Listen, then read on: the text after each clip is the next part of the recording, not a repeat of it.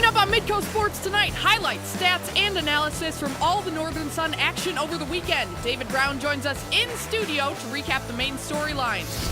Then it's Coach Talk. USD's Bob Nielsen and UND's Bubba Schweigert recap their Saturday wins. And finally, Trick Shot Tuesday. A Burnsville, Minnesota gym teacher takes basketball to a new level. All of that plus much more. Midco Sports Tonight kicks off right now. Happy Tuesday, everyone. I'm Kelly Stewart, and this is Midco Sports Tonight. Well, we had a ton of NSIC action over the weekend, including some upsets, some games that were pretty close, some games that were kind of blowouts. So let's jump right in and take a look at the highlights, starting with a great game between Winona State and Sioux Falls. Picked this one up early second quarter. A 8-yard drive by Winona State, capped off by this 10-yard touchdown pass. Darren Beacon to Isaiah Franzen, their first of 2 touchdown connections on the day, to take the 10-0 lead. The following USF possession, Cougar QB Ian Feber throws his first of 3 interceptions on the day. That's Winona State's Adonis Brown picking it off, and he takes it to about the 42. But Winona State would use that momentum all game long. They already had the game in control when running back Javian Roebuck breaks loose for a 63-yard touchdown run, his second of the day. He racked up 142 rushing yards for the game. Winona State hands USF their first L of the season, 31-13. Down to Fayette, Iowa for Concordia St. Paul at Upper Iowa. UI already up 7-0 in the second quarter, but Ryan Parmalee fumbles the ball in the end zone, there to fall on his teammate Skylar Lehman, and puts the home team up 14-0. Just ahead now, early in the fourth, Concordia quarterback Ron Johnson finds Marcus Gustafson for the touchdown. Their second of 3 TD connections on the day gives Concordia their only lead. Upper Iowa took back all the momentum midway through the fourth quarter when Jesse Vizzini takes a punt. You can guess what he's doing. All the way back to the house, 82 yards. We had to fast forward it. Gives the Peacocks a 2-possession lead. Vizzini earns NSIC Special Teams Player of the Week honors, also as announced Monday. Concordia will have a chance late inside the Peacocks' 10-yard line, but missed the end zone on a 4th down attempt to get Upper Iowa the 5-point victory, 34-29. Our next game, Duluth at MSUM, scoreless with less than a minute to go in the half, but UMD quarterback Ben Everhart finds Griffin Hill out of the backfield.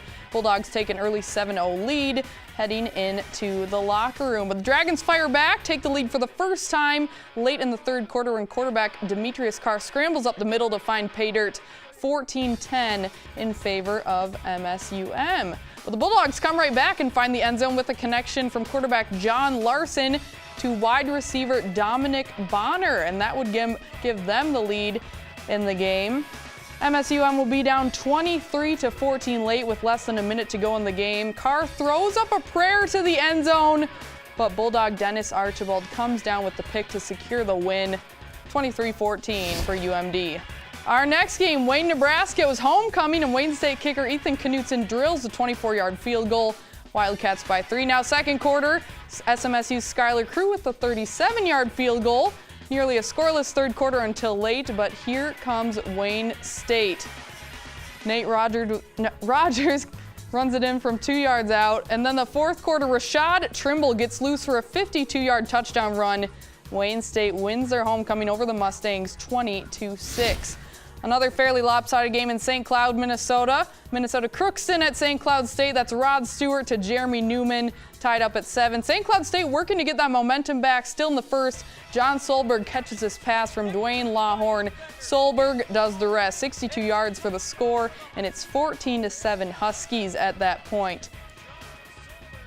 Now later in the second, it would be Solberg and Lawhorn again, but this time it ends up going 78 yards, a 78-yard touchdown pass, and great blocking on the sideline there from the quarterback. 35-14 Huskies after that score, and they would roll to the victory 53-27. Heading to northern Minnesota, UMary at Bemidji State. Late first quarter, Andrew Lukowski punches it in from 3 yards out. Beavers up 7-0. Now in the fourth quarter, Bemidji State's Jordan Hine finds Christian Lundy for the 27-yard touchdown reception. Beavers up 38-13. One more touchdown for each of these teams before time expired. UMary's Deshaun Gay hauls in the 72-yard reception from Garrett Wessinger. But finally, this one comes down to a minute left. Jordan Hine finds Jacob Anderson That's 28 yards for the touchdown pass. Bemidji State with the hefty win, 45-19. Finally, Mankato for our last game. Early second quarter, Mavs up 10 when Nate Gunn breaks loose. 15-yard touchdown run plus a 2-point conversion, 18-0 Mavs. But Augie not throwing in the towel.